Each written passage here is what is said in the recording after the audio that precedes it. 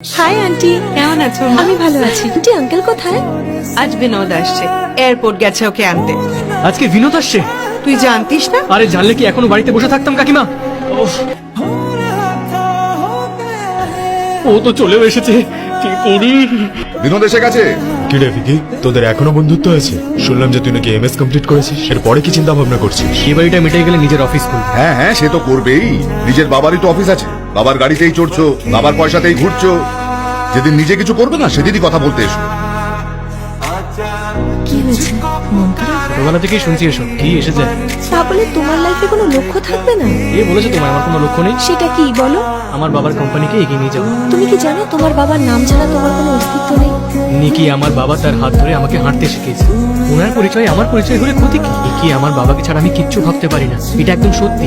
বাবা হলো আমার শক্তি, আর একদিন আমি বাবার শক্তি হব, এটাই আমার মনের শান্তি। নিকি, তোমার দাদা স্মোক করে আর সেটা আমার পছন্দ নয়। আর তাছাড়া সত্যি বলতে কিশোর খুব ভালো ছেলে, কিন্তু একটা কথা বলি, ভিকিও কিন্তু জেন্টলম্যান। আস্তে আস্তে তুমি জানতে পারবে। কি চ বাড়ি যাই। হ্যাঁ, তোমরা যাও, আমি ভিকির সঙ্গে ফিরবো। Hi, Vicky. কেমন আছো? ও আমার fiancee Rocky. Congratulation. Thank you. বিয়েটা কবে? এই সেপ্টেম্বর। তাহলে তো এসেই গেল। এবার ফেরা যাক। এটা কে ছিল? আমার এক্স গার্লফ্রেন্ড। হোয়াট? ভিকি, তুমি তোমার এক্স গার্লফ্রেন্ডের সঙ্গে এখনো কথা বলো? হ্যাঁ, আমার আনন্দ দেখে যদি কারো দুঃখ হয় তাতে আমার কি দোষ বলো?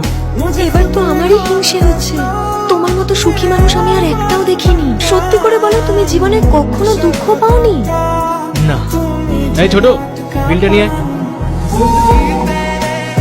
আমাদের বাড়িতে একটা বিয়ে আছে, এক্ষুনি টাকা দেওয়া সম্ভব নয়। ওই জন্যই তো রফা করতে এলাম। এই বিয়েটা হয়ে যেতে দিন, আমি আপনার টাকা ফেরত দিয়ে দেবো। আপনি বললে আমি সাদা পাতাতে সই করতে রাজি আছি। এই স্ট্যাম্প পেপারটা নিয়ে আয় এদিকে। আরে এতে তো সত্যিই কিছু লেখা নেই।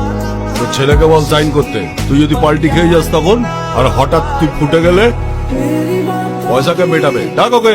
বিনোদ বাবা, একটা সই।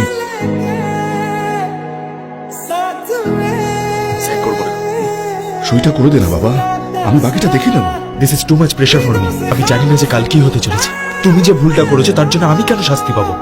আমি সাইন করবো না। I am sorry.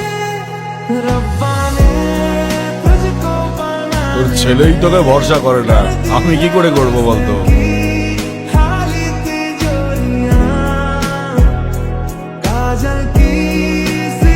এই পেপারে সাইন করলি, আবার মারছিস কেন রে? কি যেন বলবো বলেছিল লোকজনকে, যে তুমি শিবপ্রসাদের বাড়িতে গিয়েছিলে, পুরো টাকাটা সুদ সমেত ফেরত দেওয়ার হুমকি দিয়েছিলে। আর এবার বেরিয়ে কি বলবে? শিবপ্রসাদের বাড়িতে এসে তুমি সুদ সমেত টাকা চাইতেই ওনার বড় ছেলে তোমার সব সুদ গায়ের জোরে উসুল করে দিয়েছে। 3 মাস পরে আসবে আর নিজের টাকা নিয়ে যাবে। এই বাড়িতে একটা অনুষ্ঠান হচ্ছে, সেটা জানা সত্ত্বেও এই গুন্ডাদের সাথে ঝামেলা করলি কেন? আসলে দোষটা তোর না, আমার বাবা। জীবনে চলার পথে 3বার ফেল করেছে। জীবনে স্টেবল হয়তো দূর একটা ভালো কাজ করতে পারেনি কোনোদিন। That bloody old man. এই, তুই আমাকে মারলি?